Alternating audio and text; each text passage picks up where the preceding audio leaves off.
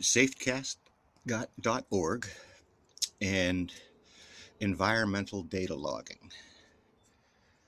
So I log data to safecast.org's website.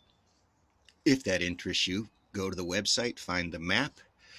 If you zoom in on Portland, Oregon, you'll find about half of the dots in that area were done by me.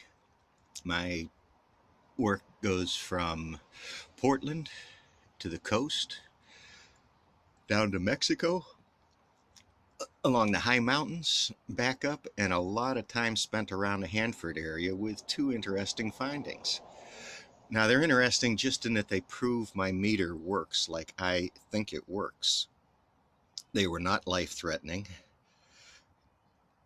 Statistically, I could have gotten a 0.001% chance of getting something. You know, this is how vague, how nebulous this is. It's like you have a better chance of getting hit by a bus, people, in some cases. You know, it's like you don't go in the bad part of town. You just kind of figure out where those are.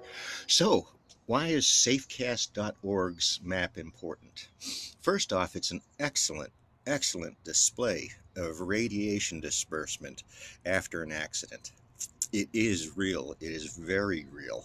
You can argue, or you can debate, or you can learn about how the map was built, how it's put together, and how the colors are set. But the fundamental behind that data, or behind those maps, are data sets that are invaluable, because the meter used is standard for almost all of the data collected there. The people are collecting it in the same manner. The meter has the same sensitivity no matter where on the globe it is. They are very stable and reliable instruments. So to me, the SafeCast data set in counts per minute, not in sieverts. Dosage does not work. It does not work. I'm upset kind of that they don't just use counts and then allow some people, or allow some type of extrapolation or conversion, because the error bands are large enough to allow you to do some things like that. So SafeCast is important. It has captured baseline data for years now, over time. So yesterday can be compared to today with the same stable instrument that is trusted. So it's an important map. I hope it doesn't go away. It's also hosted by MIT Media Lab, so they've got all the data. I've tried to find out who uses that data, who looks at it, just to get some hints as to who's interested, and you can't find that. Because it's open source, anybody can get to the data. So it really, in one aspect, doesn't matter other than toolboxes that you need in order to do analysis of the data. You need you have very large data sets. Most computers will struggle to open up and work with in normal spreadsheets.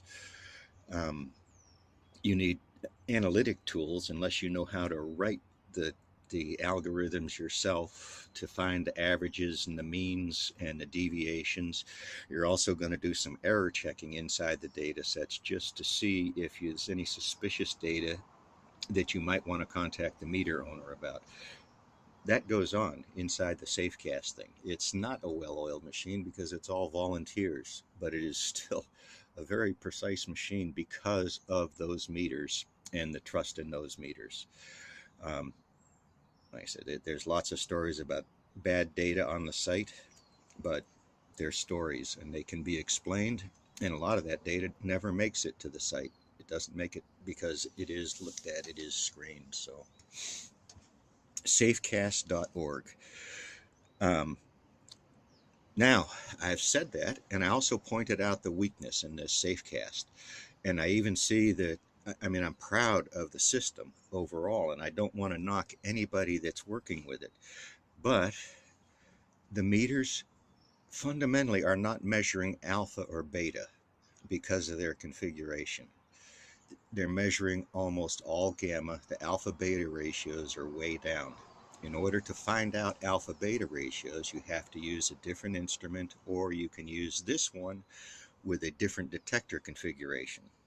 Once you get those ratios, you begin to find out if you're dealing with a cesium only environment or if there's other isotopes that you need to worry about.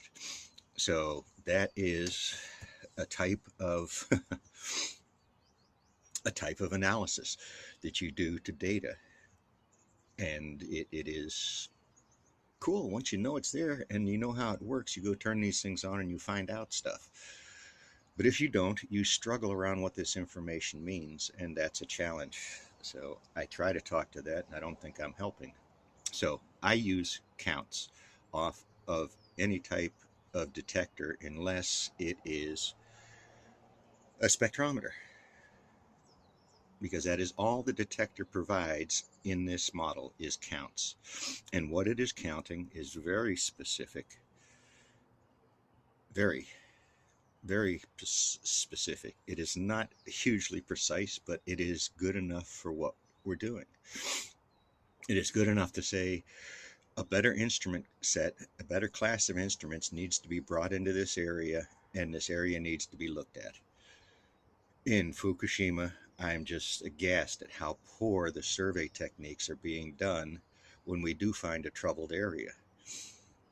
Um, my dream was to take 2 or 3 Geiger counters and a very high quality spectrometer. I've got a passport still, and I'll sleep on a couch, but I don't have the equipment. But I can do the data collection thorough enough that it would take a lawyer or a scientist to pick apart what I've done. And people could argue about the data and not about the personality. So these things are this complicated. They take a lot. The industry, the sciences know this. This is why small studies. This is why no big gung-ho thing. Let's go learn about this. The lessons from TMI, the lessons from Chernobyl get scrubbed and washed and denied so long that people don't even know what happened in those accidents. Um, so yeah, that's again where we are. That's why I try to do these videos and hope somebody else will pick up and see what I mean. To Safecast, I have asked if anyone has tried to characterize the meter. If you're a metrologist, if you're an instrument engineer, that is a word that you understand what that is. To a scientist, they might not understand what that is because they don't know the details of the detector physics. All they know is it measures the CO2 that they're looking for. Could they go figure it all out? Absolutely. Do they need to? No, because they have a daytime job. So Safecast.org is excellent. There's some other sites out there. The reason I use Safecast is the potential there is still huge. They don't have the analytic tools I would like, but other people do, and other people are looking at that.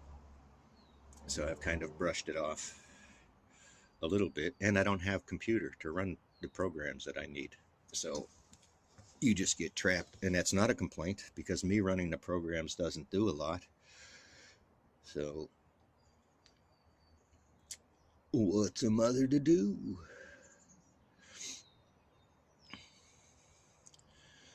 So I'm going to keep plugging. I've only been doing this for about 10 years now. My tone, my voice hasn't changed. I try not to speak to the extremes because there's enough real stuff going on that we can speak to that I think is of value, especially in this political climate. This young earth ideas are going to kill us.